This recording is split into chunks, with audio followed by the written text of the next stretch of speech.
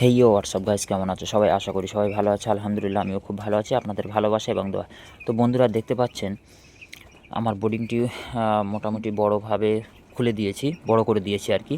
ঠিক আছে, তো আজকের ভিডিওর মূল টপিকস হলো যে কতদিন বয়সে আপনারা বোর্ডিংটা খুলে দেবেন এবং জায়গাটি বড় করে দেবেন। ঠিক আছে, তো সব থেকে বেস্ট ভালো হয় আপনারা 4 থেকে 5 দিন পরে আস্তে আস্তে বোর্ডিংটাকে বড় করে দেবেন। ঠিক আছে, তো সেক্ষেত্রে মোটামুটি যে অ্যামোনিয়া গ্যাস সৃষ্টি করে আপনার বোর্ডিংয়ের ভিতরে, তো সেই গ্যাসটি আর সৃষ্টি করবে না। ঠিক আছে, আস্তে আস্তে বোর্ডিং বড় করবেন এবং বিশেষ করে এই শীতকালে কিন্তু টাইম অনুযায়ী যদি আপনি বোর্ডিং যদি বড় না করেন, তো সেক্ষেত্রে অ্যামোনিয়া গ্যাস সৃষ্টি হবে এবং সেটা থেকে কিন্তু ভাইরাস ব্যাকটেরিয়া ওদেরকে আক্রান্ত করবে এবং মুরগির ঠান্ডা লেগে যাবে। ঠিক আছে, তো এই ছিল মূল বিস্তারিত আজকের ভিডিও।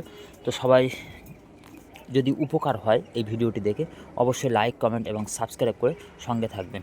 এবং আস্তে আস্তে জায়গাটা বড় করার সঙ্গে সঙ্গে এবং যে ঘরের যে পর্দাগুলো যদি আপনারা দিয়ে থাকেন, তো এটাও কিন্তু বড় করতে হবে।